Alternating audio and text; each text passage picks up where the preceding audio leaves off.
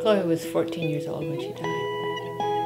I was 14 years old when I realized I had a heart problem.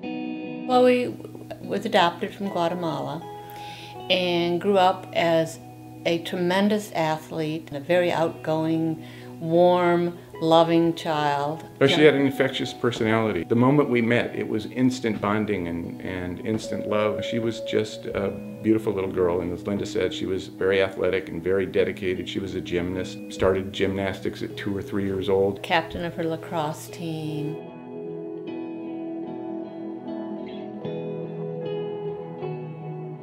I was a very active teenager. I was in cheerleading and played golf and had a wonderful social life, and all of a sudden it came to a screeching halt.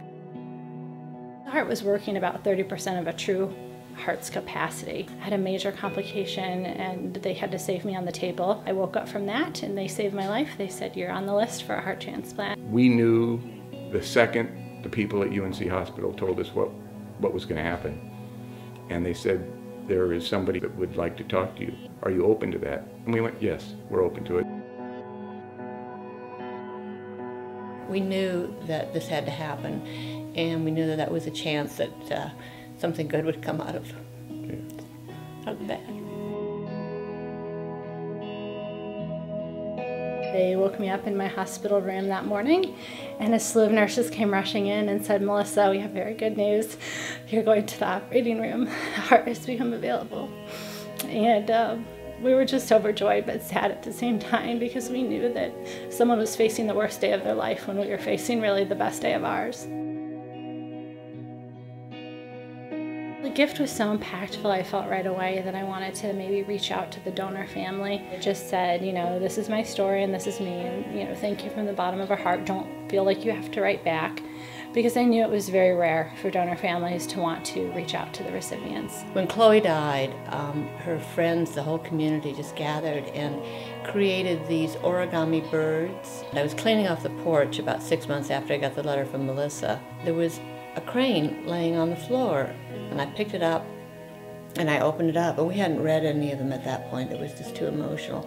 But I opened that one up and it said open-hearted. They wrote back.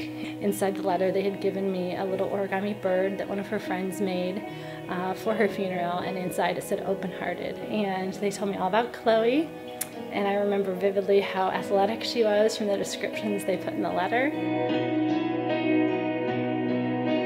Called Melissa, and she picked up the phone and saw area code 919, and she knew what was coming. The phone's ringing, and I said, "Oh my gosh, it's the Colemans."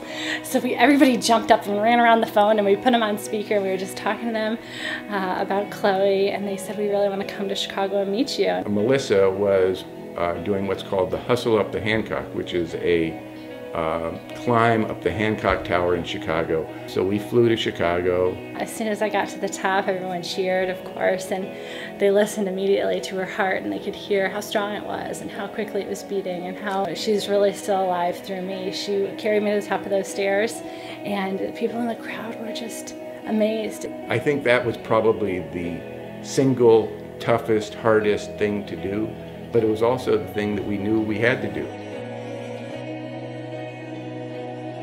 Melissa always said that she wanted to be a mother. They texted us a picture of the sonogram, and it said, "Chloe's sonogram."